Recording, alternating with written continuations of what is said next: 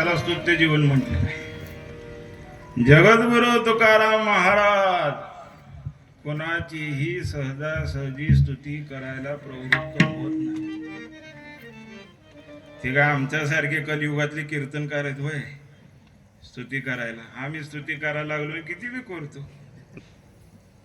बाहेर बघा तुम्ही, मोठ्या मोठ्या उत्सवात सप्त्यात मोठी मोठी अर्धा अर्धा तास कीर्तनात नुसती स्तुती करण्याकरता घालवतात. या गादीचा नियम आहे. नामदेवराची गादी, नारदांची गादी आहे. काय नियम आहे? इथं उभारल्यानंतर वर्णावी ती थोरी एका विठ्ठलाची.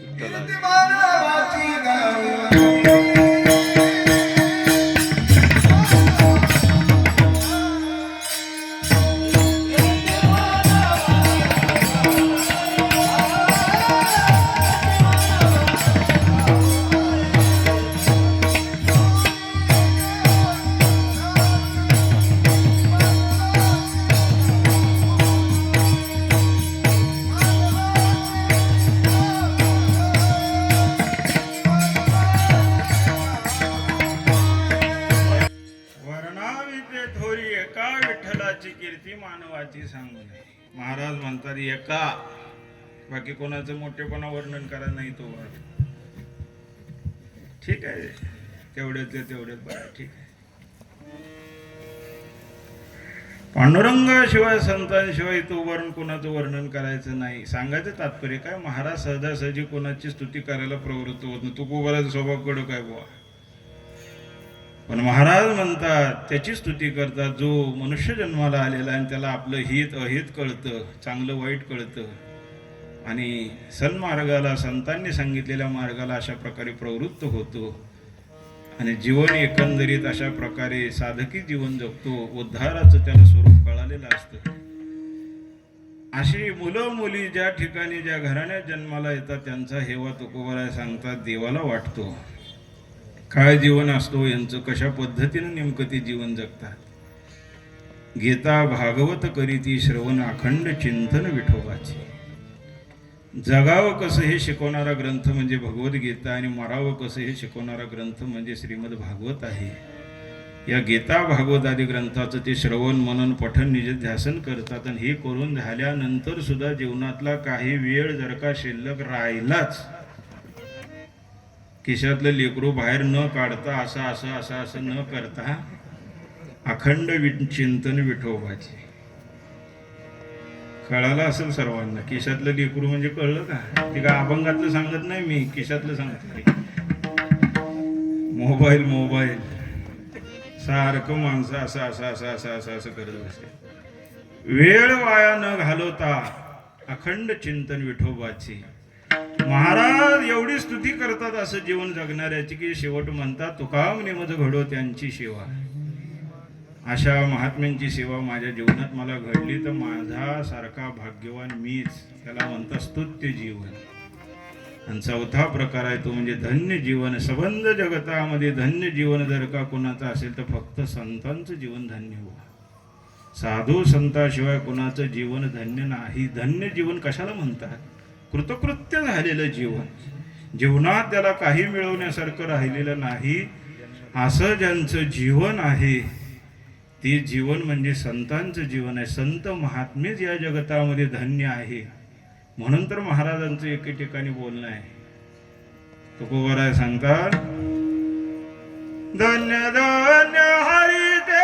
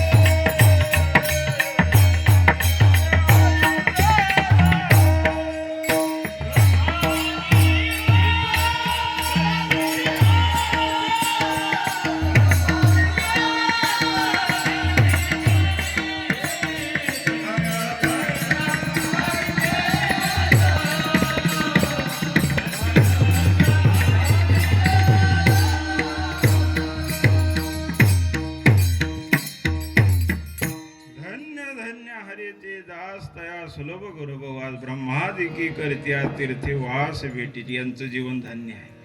धन्य धन्य ते भक्त नित्य विष्णू चरणी रियत पुण्यशीळ भाग्यवंत ज्ञानदेव नामया. धन्य धन्य ते भक्त ज्या कारणे श्री भगवंत ऐशी पवाडे करीत विश्व उद्धरत तेने करू. धन्य आम्ही जन्मालो दास विठोबाची झालो. धन्य जगे तुची हरिरंगी नाती राम कृष्ण वासुदेव सदा स्मरिवाती. सबंध जगताच्या पाठीवर धन्य जीवन जर का कोणाचं असेल तर साधू संतांचं जीवन धन्य. म्हणून तुकाराम महाराज त्यांना धन्यता देत असताना म्हणतात धन्य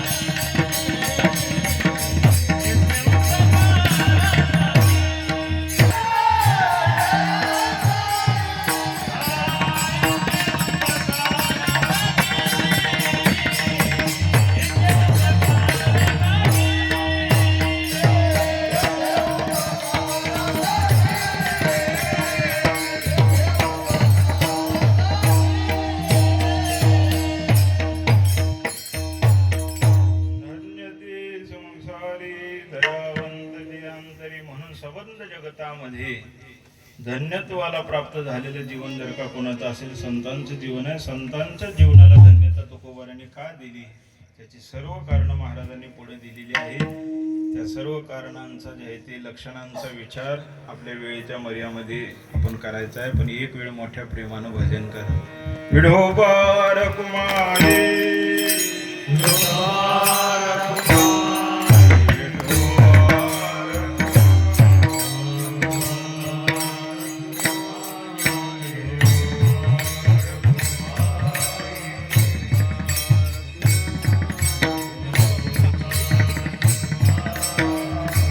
कशा करता संतांना तुकोबारांनी धन्यता दिलेली आहे. देहधारी ते देहधारी धन्य आहेत. देह सर्वांना प्राप्त झाला पण कोण कसं जगतं कोण कसं जगतं आपल्याला जगायचं कसंही बी कळत नाही. संतांचं जीवन जगणं हे भलं जगणं आहे. तुका म्हणे जिने भले संत संगष्टडे त्यांचं जगणं अत्यंत भलं आहे. संतांच्या संगतीत जो जीवन जातं जे जीवन व्यतीत होतं ते जगणं भलं जगणं आहे. संतांचं जीवन धन्यतेला अशा प्रकारे प्राप्त आहे. का धन्यता देतात त्याची सगळी कारणं तुकोबारांनी पुढे दिलेली आहे. पहिलं कारण महाराज सांगतात दयावंत जे अंतरी. संतांच्या अंतःकरणामध्ये ओतप्रोत अशा प्रकारे दया भरलेली म्हणून संत या जगतामध्ये धन्य आहेत. दयावंत शब्द वापरला महाराजांनी. दयावान वेगळा दयावंत वेगळा. गुणवान वेगळा गुणवंत वेगळा. भाग्यवान वेगळा भाग्यवंत वेगळा. धनवान वेगळा धनवंत वेगळा. शीलवान वेगळा शीलवंत वेगळा. दयावान का म्हटलं नसेल दयावंतच का म्हटलं. दयावानाच्या अंतःकरणात दया असते पण कधी कधी नसते. किंबहुना अजून फरक सांगायचा झाला तर दयावानाच्या अंतःकरणातली दया ही स्वार्थी असते आणि दयावंताच्या अंतःकरणातली दया ही निस्वार्थी असते. स्वार्थी दया आपल्याही अंतःकरणामध्ये कधी कधी दया निर्माण होती पण आपली दया कदाचित स्वार्थी असू शकते. जावजावची पोरं अंगणामध्ये खेळत होती. वैशाख महिन्याचे दिवस होते, भर दुपारची 2ची वेळ होती. लहान लेकरू होती. ती बाळूच्या बाळ्याला म्हणते, बाळ्या बाहेर मरू नको, घरात येऊन मर. आता ही मराठी भाषा आहे बरं, बोलण्याची पद्धती मराठी भाषा आहे. मराठी भाषा खूप गोड भाषा, अलौकिक भाषा. जिकडं वळवल तिकडं वळती बुवा. हा अर्थ काय कुठून कसा लागेल काय सांगता येत नाही.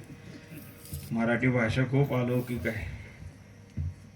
मराठी भाषेचं कौतुक सांगायचं झालं की भाषेचा अलौकिकत्व असा आहे, शब्दावरचा वजन जरी चुकलं, ऱ्हस्व दीर्घ जरी चुकलं तरी अर्थ बदलतो बुवा. ते मराठवाड्यात माजलगाव नावाचं गाव आहे. शब्द तेवढेच आहेत पण शब्दावरचं वजन बदललं, अर्थ बदलायला फार वेळ लागत नाही. माजलगाव आणि माजलं गाव शब्द कमी जास्त नाही, तेवढे शब्द आहेत, फक्त वजन बदललं शब्दावरचं. जवरचं वजन लवर टाकलं की अर्थ भिन्न होतो. मराठी भाषा खूप अलौकिक आहे. कधी कधी ओघानं मी मराठी भाषेचं महत्त्व सांगतो. काय लोकाला येड लागले सध्या इंग्लिश मीडियमला पोरं घालायची, कोणाला माहिती. इंग्रजी भाषा ही संकुचित भाषा आहे. शब्द भांडार अत्यंत संकुचित आहे इंग्रजी भाषेचं. मराठी भाषेचं शब्द भांडार अत्यंत व्यापक आहे. थोडक्यात सांगून जातो.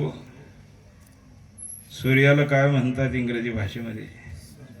सन म्हणतात. सगळे सुशिक्षित आहे, मला काही येत नाही, चुकलं तर सांगा. सन, सूर्याला इंग्रजी भाषेमध्ये सन म्हणतात, पण सन शब्दाला इंग्रजी भाषेमध्ये पर्यायी शब्द सांगा बरं.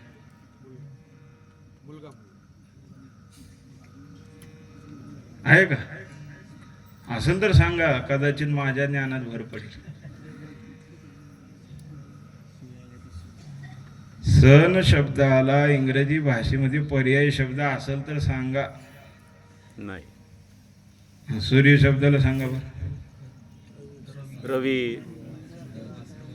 सूर्य नमस्कारामध्ये 12 आली. रवी, भास्कर, आदित्य, कितीतरी नाव आहे. हे मराठी शब्द भांडार आहे. दिनकर. वॉटर नावाचा इंग्रजी भाषेमध्ये शब्द आहेत. पाण्याला वॉटर म्हणतात, वॉटर. असे अनेक शब्द आहेत बुवा. इंग्रजी भाषेमध्ये वॉटर शब्दाला पर्यायी शब्द सांगा बरं. मला काही जाण नाही, मी काही शिकलेलो नाही, तुमच्याकडनं काही शिकायला मिळेल म्हणून विचारतो. वॉटर शब्दाला इंग्रजी भाषेमध्ये पर्यायी शब्द सांगा. तुम्ही म्हणसाल बुवा तुम्ही बी लय अभ्यास करून उभारलाय, माहित आहे तुम्हाला बी नाही आज म्हणून विचारता एवढं. वॉटर शब्दाला इंग्रजी भाषेमध्ये पर्यायी शब्द नाही, पण पाण्याला किती मराठी भाषेमध्ये पर्यायी शब्द आहेत.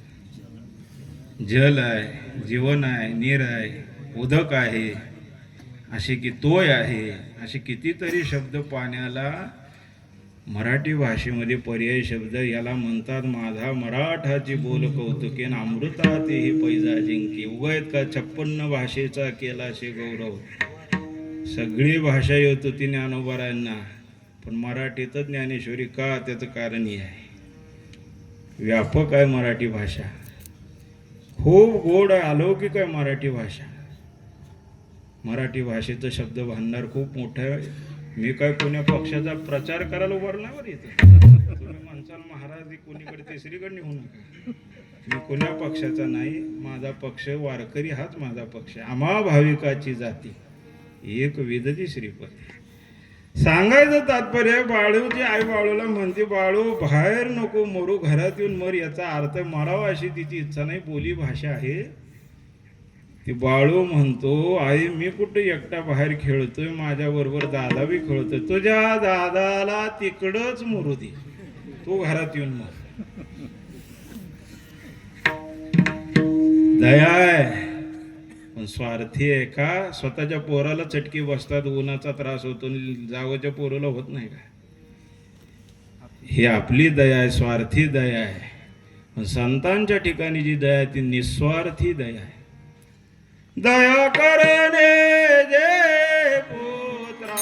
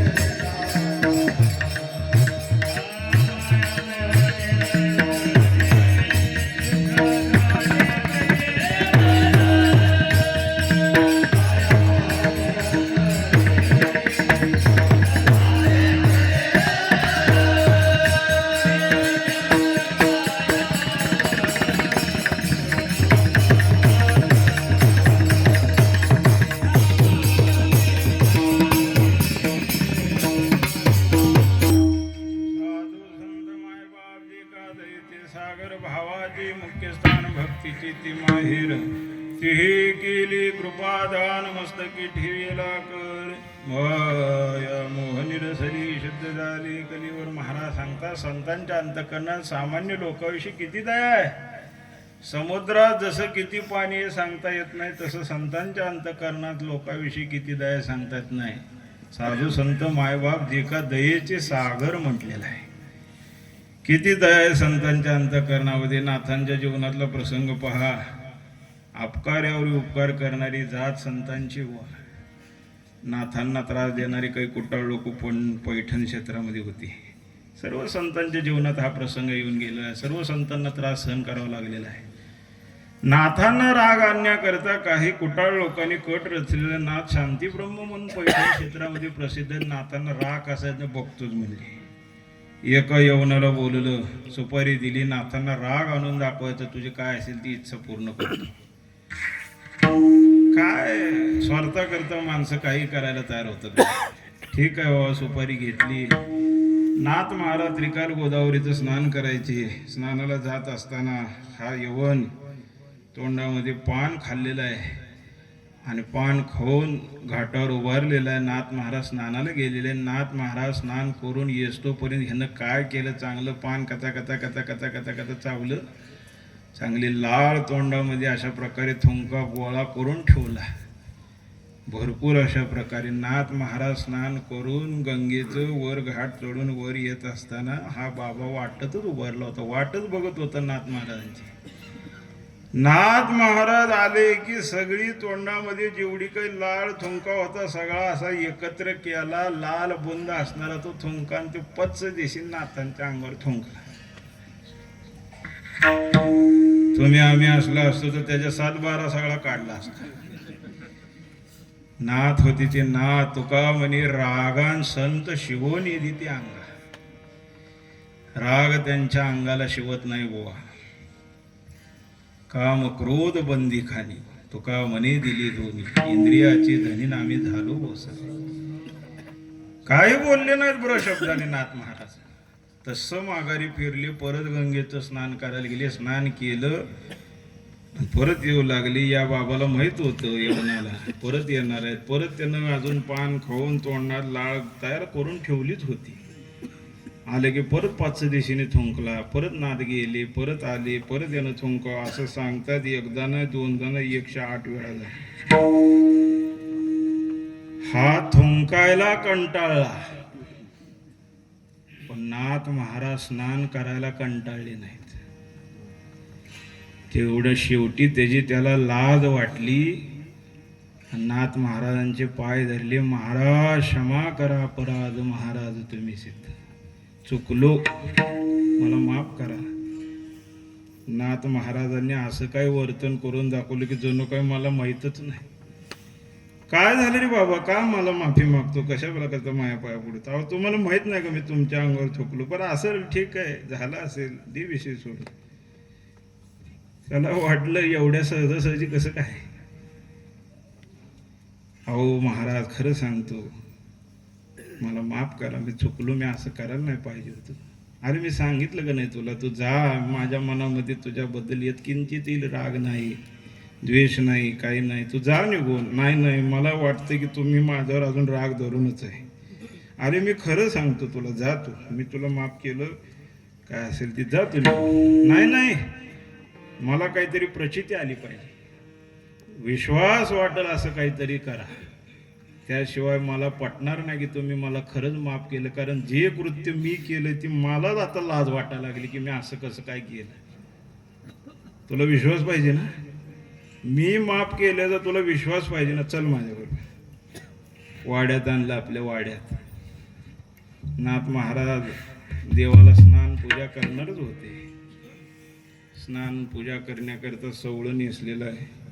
भगवंताची पूजा करायला सुरुवात केली. त्याला सांगितलं तर बस, तुला प्रचिती देतो. पूजा वगैरे सगळी देवाची केली. पूजा झाली, आरती झाल्यानंतर देवा पुढं वाटीत प्रसाद ठेवला. तर प्रसाद, तुला प्रचिती पाहिजे ना. हो, प्रचिती पाहिजे तुम्ही माफ केल्याची. त्याला पोच पावती देतो म्हणजे काय, जा देवाचं दर्शन कर, देव तुला स्वतः स्वहस्ताने प्रसाद देतील. मग तर तुला पटल का की मी माफ केलं ते? काय सांगता, म्हणजे असं कुठं घडत असतं काय? तू जा, नाही दिली तर मग माझं नाव बदलून ठेव. नाथांच्या वचनावर विश्वास ठेवला, देवात दर्शन केलं, मस्तक टेकवला, देवा चुकलो मी, मला माफ करा. भगवान परमात्म्याने त्याला असं जे ते उचलून धरलं, बाळा काय काळजी करू नको, का तू कसा जरी असला तरी नाथांच्या मुखातून शब्द बाहेर पडले की याचा उद्धार करा. पाळी पंढरीनाथ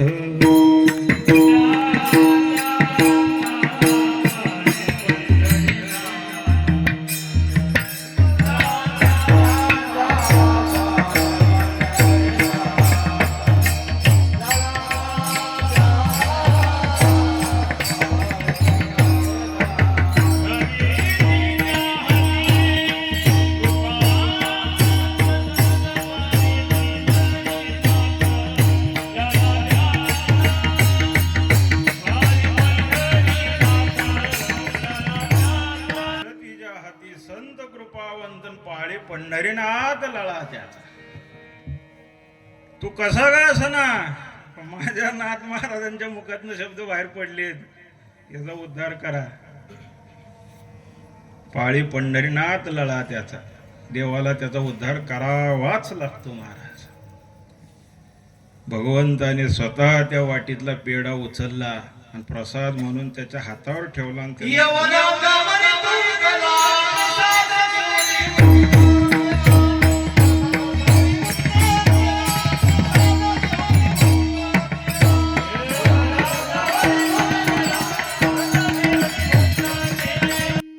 अंगावरी थुंकलान प्रसाद देवनी मुक्त केला. निळोबारा वर्णन करतात. भगवंताने स्वतः त्याच्या हातावर पेढ्याचा प्रसाद ठेवला आणि भक्षण कर, जा तुझा उद्धार झाला. किती सोपं असतं संतांनी सांगितल्या. प्रसाद देवनी मुक्त केला, मुक्त करून टाकलं देवाने त्याला.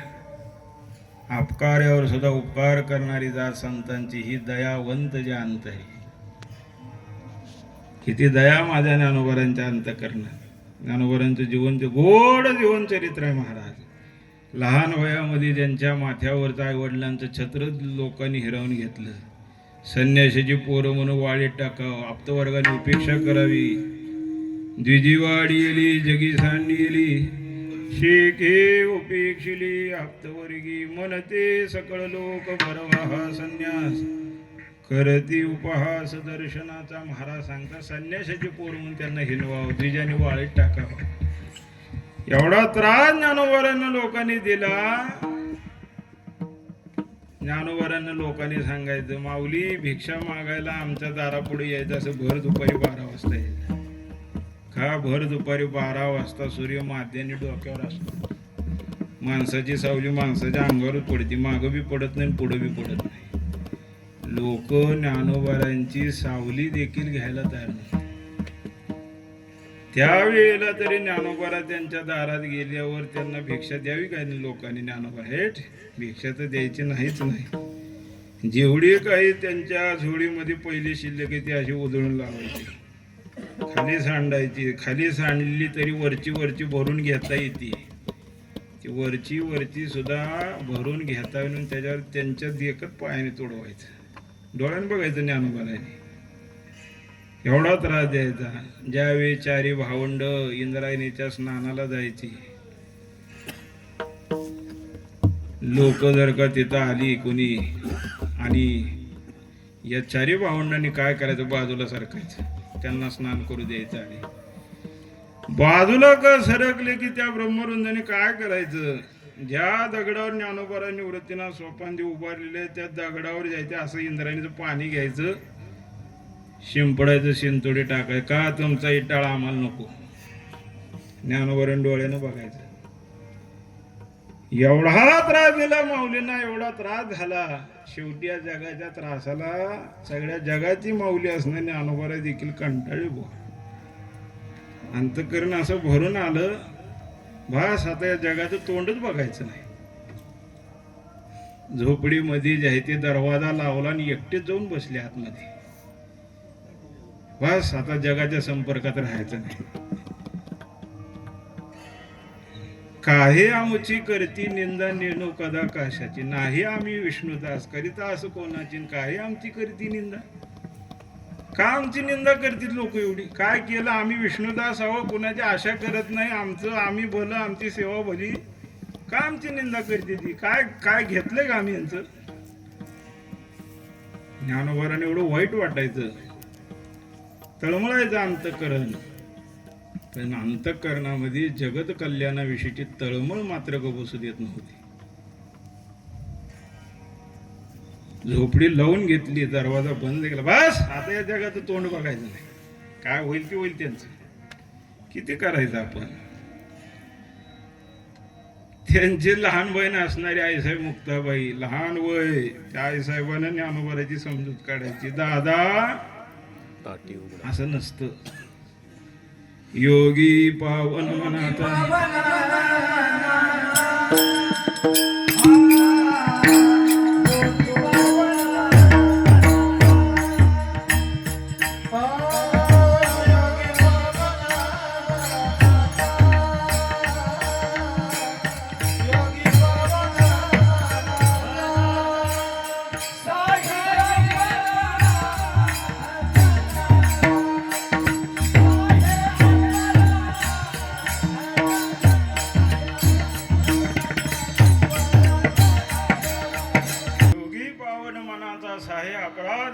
विश्वरागी झाली वने संती सुखी व्हावे पाणी. आई मुक्ताबाईने सांगायचं. अहो माऊली असं असतं का कुठं? जीव दाताने चाविली कोणी बत्तीशी ताडिली. आई साहेब तीन देवाच्या आई आहेत. आद्यत्रय जननी देवाची म्हटले. पहिले देव नामदेव राय, दुसरे देव चांगदेव, नामदेव, चांगदेव, ज्ञानदेव. चांगदेवाची सुद्धा खाली त्यांना जमिनीवर आणलं, हवेत होती ती. नामदेवराय सुद्धा त्यांच्या ठिकाणी त्यांना खड्या शब्दात सुचवलं. आणि ज्ञानोबारांना देखील त्यांनी वेळ प्रसंगी अगदी समजावून सांगितलं. दादा माऊली असं नसतं. जेवण करत असताना आपल्या दाताखाली आपली जीभ कच्च दिशेने चावली जाते. कोण माणसं दात पाडून टाकतात का? जीभ बी आपली, दात बी आपलीच आहेत. अशा पद्धतीनं समजून सांगायचं. दया क्षमा ज्याची अंगी, संत तोची जाना जगीन. मग ज्ञानोबारांना ती आईसाहेबाचं बोलणं पटलं. बुवा मिथ्या कल्पना मागे सारान ताटी उघडा ज्ञानी. काय घेऊन बसला म्हणजे? आपण मानायचं असतं का म्हणजे? आपण त्यांना काय कळतं? आज्ञाने येते. लेकरानं किती जरी त्रास दिला का आईनं मनावर घ्यायचं असतं का ते? मग केव्हा कैशी ती मावली जाना कशासाठी व्याली तुकोबाने सांगतात. मनासारखी न होता बाळकाशी मारे माता, तेव्हा कैशी ती माऊली जाना कशासाठी व्याली. कसं तिला आई म्हणायचं? मग तुम्ही ज्ञानोबा आहेत, आई आहात आई. त्या शब्दाला सार्थ जीवन केलं ना. दरवाजा उघडला, बुवा बाहेर आले आणि परत विश्वोद्धाराचं कार्य माऊलीने हाय असं पुढं चालू ठेवलं. पुढं जे ते करत राहिले. असे ज्ञानोबा जगाच्या त्रासाला एवढे कंटाळले. हेच ज्ञानेश्वर महाराज जय समाधीला बसतात. काय ज्ञानोबाराचा सोहळा केला देवाने. नामदेवराचे अभंग वाचा. खूप गोड सोहळा केलेला. खूप सगळं वैभव आपलं पणाला लावलं देवाने ज्ञानोबाराच्या सोहळ्या करता. इतकं जे आहे ते चंदनाची खांब उभारली, पवळविली ती शोभली, मुक्ता फळाची घोष मिरविली, रत्नखचित दामोदरी, कामधेनुची घृत पयोदधी शिरवाडीत, नाना पत्र शाखा शोभतन वैष्णवांच्या ताटी. काय नानो कामधेनुचं घृत जेवण अशी होती की तूप आणलं होतं, डालला नव. कामधेनुचं तूप होतं, कामधेनुचं, जर्शीचं नव. आता घरात आली फरशीन झालात आली जर्शी त्या असं ओरडते घरात कोण मेलं का काय कोणास ठाऊक असं वाटतं. कामधेनूचे घृत पयोदधी शिर वाढीत खीर केली होती खीर दुधाची नाना पत्र शाखा शोभत वैष्णवांच्या ताठी वरी मिळवी मुगाची वरण कथिका वाढिली संपूर्ण. काय कढी केली होती कढी आज बी केली नाही का कशी काय आली तोंडाला कोणाला माहिती माझ्या खाल्ली म्हणून आली असं मुगाचं वरण केलं होतं. काय नामदेवराचे अभंग वाचव गोड अभंग आहेत आणि अशा पद्धतीनं सोहळा सगळा केला नामदेवरांच्या हातून केला. नामदेवरा असे संत आहेत बुवा सर्व संतांच्या समाधी सोहळ्याचे साक्षीदार नामदेव आहेत. नामदेव महाराजांच्या जीवनातली पहिली समाधी निरारी महाराजांची आहे. शके 1207 किती वय होतं नामदेवरांचं अवघं 15 वर्ष. शके 1215 ज्ञानोबा आहे सोपानदेव मुक्ताबाई निवृत्तीनाथ महाराज शके 1217 सावता महाराज शके 1260 चोखोबार शके 1272 नामदेवराय स्वतः. ज्ञानोबारांचा सोहळा खूप गोड देवाने केला आणि सगळा सोहळा आता ते सगळं वर्णन करत बसायला वेळ नाही. आणि त्या समाधी विवरामध्ये सगळी सिद्धता केलेली आहे. रत्नखचित दिवे लावलेले आहेत. आसन टाकलेल्या ज्ञानोबारांना अवघा समाज आवडे सगळे संत 33 कोटी देव देवता सगळी ते ज्ञानोबारा सोहळ्याला आलेले आहेत. सगळे ते हळहळ हळहळ हळहळ करू लागले घळाघळा डोळ्यातून अश्रू वाहू लागलेले आहेत. ज्ञानोबारांची एका हाताला अनंतकोट ब्रह्मांड नायक परमात्मा एका हाताला निवृत्तीनाथ महाराज नामदेवरायचा सगळा परिवार आणि त्यांना जयती समाधी विवरामध्ये सगळी सिद्धता केल्यानंतर घेऊन जात असताना जाऊनही ज्ञानेश्वर बैसल्या आसनावरील पुढे ज्ञानेश्वरी ठेवली. ज्ञानेश्वरी ग्रंथ ठेवलेला ज्ञानोबारांनी पुढं रत्नखचित दिवे लावलेले आहेत. आसनावर बसले असताना भगवंताची पूजा केलेली आहे. भगवंताने ज्ञानोबारांची पूजा केलेली आहे. ज्ञानोबारांच्या चरणाचं तीर्थ देवाने घ्यावं. सोन्याचं तबक आणलेलं आहे. तिथं काय कमी आहे बुवा. देव करता आणि करविता सर्व चालक श्री विठ्ठल. संतोष झाला हरिभक्ता जेते सोय हरिभक्ता करता आणि करविता सर्व चालक श्री विठ्ठल. ज्ञानोबारांचे पाय असे एका हातात देवाने घ्यावे. आई रुक्मिणी माता सत्यभामा देवीने पायावर ज्ञानोबारांच्या पाणी घालावं सोन्याच्या धारीनं केशरयुक्त गरम पाणी आणि ते घालावून देवाने असं चोळावं आणि ते तबक घ्यावं. भगवंताने असं मुखाला लावावं. गाठ गाठ गाठ गाठ गाठ प्यायचं 4 बाजूला शिंपडून आणि देवाने म्हणायचं आज माझा उद्धार झाला. कोण म्हणतंय? देव म्हणतंय. चरण तीर्थ घेतली तेली समस्त मंदिरी शिंपिली आपणामुखे घातले म्हणे कृतकृत्य झालो मी. देवाच्या मुखातले शब्द आहेत. आणि मग ज्ञानेश्वर महाराजांनी देवाचं नमन केलेलं नमन 108 चरणाचं नमन आहे. खूप गोड नमन आहे. महाराज रोज वाचत जावा. नमनाचा अधिकार खूप मोठा आहे. नमन लटिके नव्हे नवे नमन भलते असी न साय जय साय सकावय श्री निवृत्ती. नमना एवढा मंत्र नाही नाही दंडिता शास्त्र विचारी लक्षण मात्र तोती जाणी तिची. नामदेवरांनी गोड वर्णन केलं. ज्ञानेश्वर महाराजांनी पांडुरंगाच्या मुखाकडे पाहिलं देवाची स्तुती 108 चरणात केली. त्याला नमन असं म्हणतात. नमो काळ कौतूहळ नमो चक्रचालक गोपाळ नमो विश्व प्रतिपाळ प्रभंजन. अशा पद्धतीनं देवाचं नमन नावाचा ग्रंथ केलेला आहे. आणि देवानी ज्ञानोबारांना आपल्या चरणाचं तीर्थ घेतल्याबरोबर आता डोळे झाकणार एवढ्या देवाने हात धरला ज्ञानोबारांचा. माऊली आजपर्यंत तुम्ही जे जे काही केलं सगळं केवळ जगाच्या कल्याणा संतांच्या विभूती देह कष्टविती परोपकार लोक करता केलं स्वतः करता काहीच माझ्याकडनं जे आहे ते मागून घेतलं नाही. शेवटची इच्छा आहे माझी इच्छा आहे तुम्ही माझ्याकडनं काहीतरी मागून घ्यावं. आईचं अंतःकरण असणारे ज्ञानेश्वर महाराज त्यावेळी त्या प्रसंगाला देखील देवाला हेच मागतात. देवा हे विश्वात्मक देवा तू मला आता प्रसन्न झालेला आणि प्रसन्न होऊन जर का मला काय तुला द्यायचं असेल तर हे मी जे दान मागतो तेच दान तू मला दे.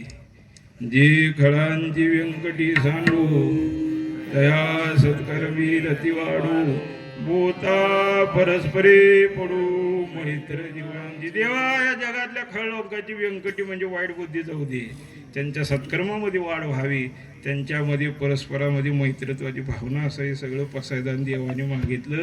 सांगायचा मला मुद्दा हित आहे, ज्या जगाने ज्ञानोबाराने एवढा त्रास दिला त्या जगाकरता ज्ञानेश्वर महाराज जे ते देवापुढं दान मागतात.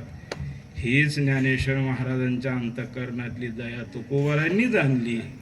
आणि म्हणून ज्ञानोबारांकडे पाहून तुकाराम महाराजांचे शब्द आहेत, धन्य ते संसारी दयावंत जी अंतरी ज्ञानेश्वर.